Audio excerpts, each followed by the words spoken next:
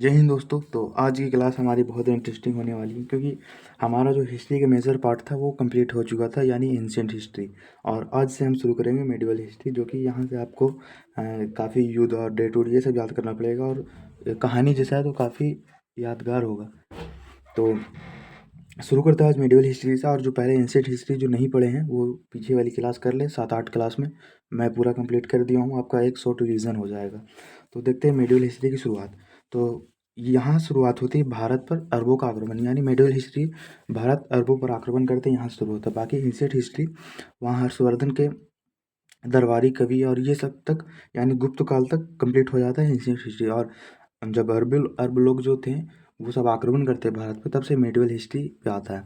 यानी एक time period पर बांटा गया है क्योंकि वैसे पढ़ने में आसानी हो इसीलिए। बाकी ऐसा कोई फिक्स डाटा नहीं है। बाकी मेडिवल हिस्ट्री यहाँ जब आपको सारा डेट मिलेगा, सारा स्रोत मिलेगा, हर एक चीज़ मिलेगा, तो यहाँ से पढ़ने में काफ़ी आपको इंटरेस्टिंग होगी।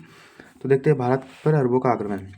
और ये अरबों ये मुसलमान थे और ये भारत में खजूर की खेती लेकर आए थे। कौन सी खेती, ये इंपॉर्टेंट है, क्वेश्चन बन जाए कि अरबों ने भारत पर क्या किस चीज़ का खेती लेकर आए थे, तो वह खजूर का खेती लेकर आए थे। यार ये मुसलमान थे। इन्होंने मंसूर के विषय में जानकारी दी, यानी मानसून यानी जो जलवायु होता है। और उधर जो अरब लोग उधर था, उधर खाली ज़्यादातर जैसे अफ़गानिस्तान देख लो, बाकी ईरान, उधर रेगिस्तानी एरिया है। तो इधर है तो देखिए इंडिया में हरा भरा है पूरा, तो उनसे उनको मौसम का पता चला और वो फिर मौसम का जानकारी देते हैं इंडिया वालों को। और हिंदी शब्द का प्रयोग इन्होंने ही किया था। अरबी लोग जो थे हिंदी का प्रयोग इन्होंने किया था। बाकी ये सबका मूल भाषा अरबी था और हिंदी का भाषा यहाँ शुरू किया था। और हमारा जो इंडिया का हिंदी जो शुद्ध हिंदी कहलाता है वो हमारा भाषा था। बाकी अभी ज़्यादातर उर्दू बोला जाता है। और उर्दू जैसे अभी हम लोग बोल रहे हैं, जैसे उर्दू में खाना खा लिया और आइए खाना खाइए, और शुद्ध हिंदी में हो जाएगा भोजन ग्रहण करिए, ये हो गया शुद्ध हिंदी।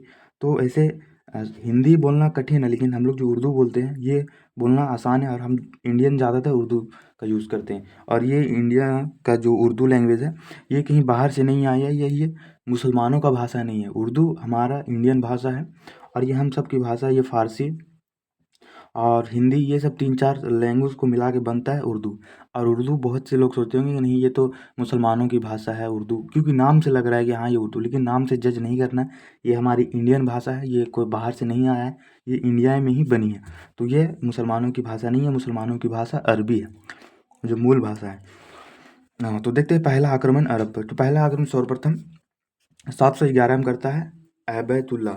तो ये उतना इम्पोर्टेंट नहीं है ऐबतुल्ला, जो मोस्ट इम्पोर्टेंट है मोहम्मद बिन कासिम। तो ये काफ़ी इंपॉर्टेंट। बाकी ये भी महमूद बिन कासिम से ही आता है 711 में ऐबतुल्ला, लेकिन इसका नाम ज़्यादातर स्रोतों में आपको जिक्र नहीं मिलेगा। सबसे पहला मिलेगा अरबों का आक्रमण तो कौन करता है सबसे पहले, 712 ईस्वी में मोहम्मद बिन कासिम। तो इसका नाम आपको देखने को मिल जाएगा, लेकिन इसका आप मुश्किल से मिलेगा। तो आपको यही याद करना है। सबसे पहला अरब का आक्रमण, अगर ऐबतुल्ला लिख दे तो इसको टिक लगा देना, अगर ये नहीं दे तो मोहम्मद बिन कासिम लिखना है।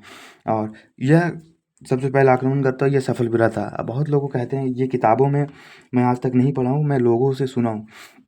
हाँ, बहुत लोग बोलते हैं कि मोहम्मद बिन कासिम इंडिया पर आक्रमण इसलिए करने आता है क्योंकि जो मुसलमानों की हज होती है, जो खाने काबा होती है वो सब, तो वहाँ पे यहाँ से कई लेडीज़ लोग इधर से जा रहे थे हज करने के लिए। और यहाँ के इंडियन जो थे उस टाइम राजा उजा, वो वहाँ के उन लोग को हज करने से रोक देते हैं। इसके कारण मोहम्मद बिन कासिम अरब से आते हैं इंडिया पर आक्रमण करने के लिए। ये कोई किताबी स्रोत नहीं है, ये आदमियों से सुना हूँ मैं, इसलिए मैं आपको बता रहा हूँ। बाकी ऐसा कोई किताबों में मैं नहीं पढ़ा हूँ, होगा तो शायद मैं आपको आगे अपडेट करूँगा। फिर जो 712 में आक्रमण करता है मोहम्मद बिन कासिम, और ये सफल भी रहता है। इनके देवालपोर्ट जो पाकिस्तान में है वहाँ कब्जा कर लेता है। और मोहम्मद बिन कासिम ने सिंध शासक जो पहिया को हराया था, यानी सिंध शासक जो थे, सिंध मतलब ऊपर साइड जो पंजाब हरियाणा ये सब सिंध आ जाता है। तो वहाँ के पहिया जो राजा थे उनको हराता है। और 713 ईस्वी में मोहम्मद बिन कासिम ने मुल्तान को भी जीत लिया। मुल्तान जो है अभी इधर अफगानिस्तान तरफ आता है, उसको भी जीत लिया। तो यहाँ से आपको कहानी जैसे मिलेगा तो काफ़ी इंटरेस्टिंग हो जाएगा। फिर देखते हैं जजिया कर, यानी ये जो जजिया कर है यह मोहम्मद बिन कासिम द्वारा लगाया गया था। और यह गैर मुसलमानों से लिया जाता था, यानी जो मुसलमान नहीं है उस मुसलमान के खिलाफ हर कोई जाति है, जैसे फॉर एग्जांपल हिंदू है या बुद्धिज़्म को फॉलो करते हैं, जैनिज़्म को फॉलो करते हैं, या कोई भी मुस्लिम को छुड़ा के दूसरे लोग जो दूसरे जाति को फॉलो करते हैं उनसे जजिया कर लिया जाता था, यानी टैक्स लिया जाता था। ये किस चीज़ का टैक्स होता था? तो वो सुरक्षात्मक टैक्स रहता था। यानी अगर आप जजिया कर दोगे तो आप हमारे मुल्क में फॉर एग्ज़ाम्पल कोई राजा मुसलमानों का राजा है और शासन उसका चल रहा है, सारा पावर उसके पास है। तो जो गैर मुसलमान है वो अपने आप को सुरक्षित रखने के लिए सरकार को जजिया कर देते थे कि हम आपको पैसा देंगे, आप हमें सुरक्षित रखिए। वैसे सरकार जजिया कर लेता था और इनको सुरक्षा देता था, इनसे हर आदमियों से सुरक्षा देता था। इनके लिए सुरक्षा कर जिसका नाम जजिया कर है। बहुत लोग जगह आप सुने होंगे कि जजिया कर गैर मुसलमानों से लिया जाता है, लेकिन क्यों लिया जाता था ये मैं बता दे रहा हूँ। वो सुरक्षात्मक के लिए लिया जाता था। अगर फॉर एग्ज़ाम्पल जहाँ कोई चीज़ का भी पहले शासन जिसका रहता था और जो अलग अपोजिट धर्म को फॉलो करता था उसे हमेशा खतरा रहता था, तो इसके लिए सरकार को वो पैसा देता था और वो सरकार उसकी हिफाजत करता था।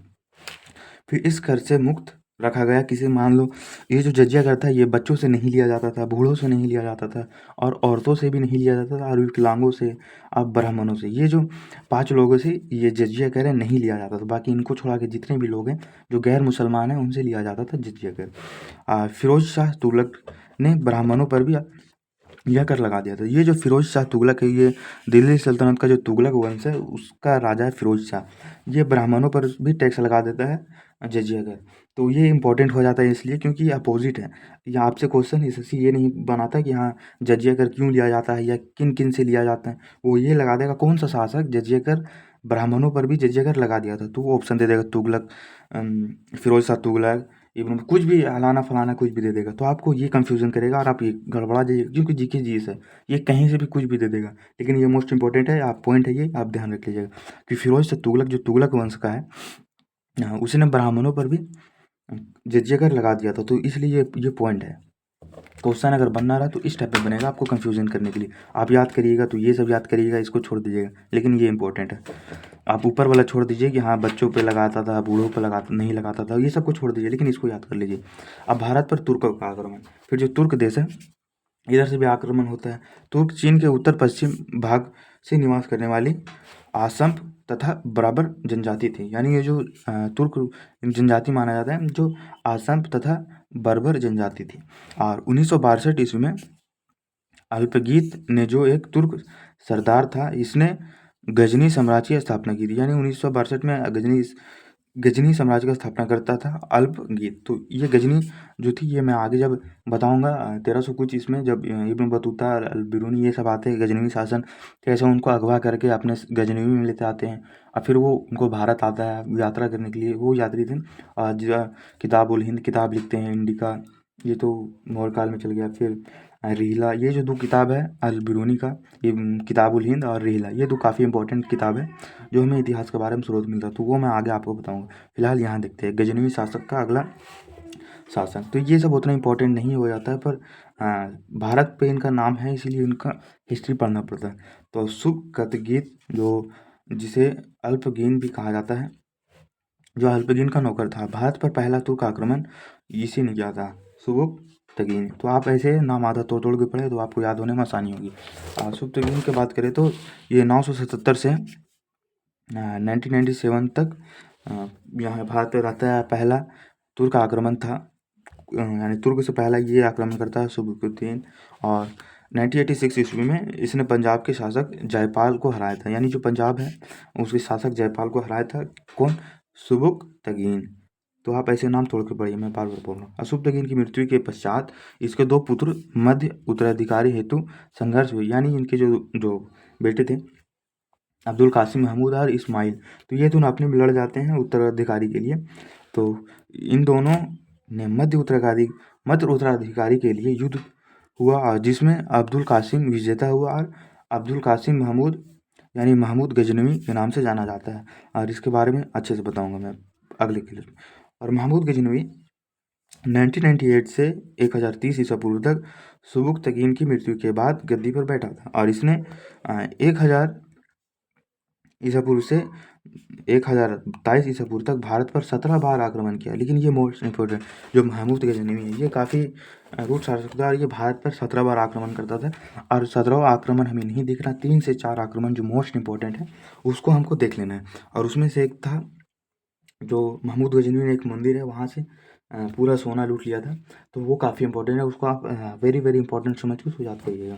और फिर इसने 1000 ईसा पूर्व से सर्वप्रथम आक्रमण किया तथा पेशेवर के कुछ हिस्से पर विजय प्राप्त करने के बाद वापस लौट गया था। यानी ये भारत पर आता और आक्रमण करता और लूट माट के चल जाता, यहाँ रुकता नहीं, आक्रमण करता, लूट लाट के सब चीज़ चल जाता। सुल्तान की उपाधि प्राप्त की सबसे पहले इसने, यानी ये जो महमूद गजनवी था, ये इसने इसे सुल्तान की उपाधि मिली सबसे पहले। क्वेश्चन ये बन जाए कि सुल्तान की उपाधि सबसे पहले किसे मिली, तो किसे मिली, महमूद गजनवी, और इसने 17 बार आक्रमण किया।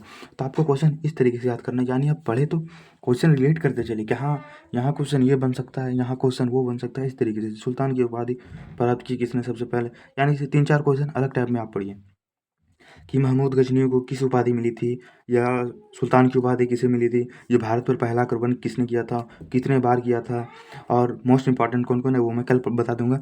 तो आज का टॉपिक यहीं करते हैं कंप्लीट। और महमूद गजनवी ने कुल 17 आक्रमण किए, तो ये 17वां आक्रमण हम कल देखेंगे, और इसमें से जो इंपॉर्टेंट है, जो याद करने लायक है, मैं वो आपको बता दूंगा। और मिलते हैं नेक्स्ट वीडियो में। जब तक लिए और मैं एसएससी जीडी की फुल इन्फॉर्मेशन अगले वीडियो में एक दूंगा, जहाँ फुल बेसिक से एडवांस तक तैयारी का हर एक चैप्टर टॉपिक वाइज। यहाँ जैसे मैथ में फॉर एग्जांपल परसेंटेज चैप्टर होता है, परसेंटेज में कितनी टाइप के क्वेश्चन बनते हैं, यानी कितनी टाइप पढ़ना पड़ता है, उसमें मोस्ट इंपॉर्टेंट कितने टाइप है, तो मैं हर एक चैप्टर के हर एक टाइप वाइज बताने वाला हूँ आपको। तो इसके लिए मुझे सब्सक्राइब कर ले। तो मिलते हैं नेक्स्ट वीडियो में। जय हिंद।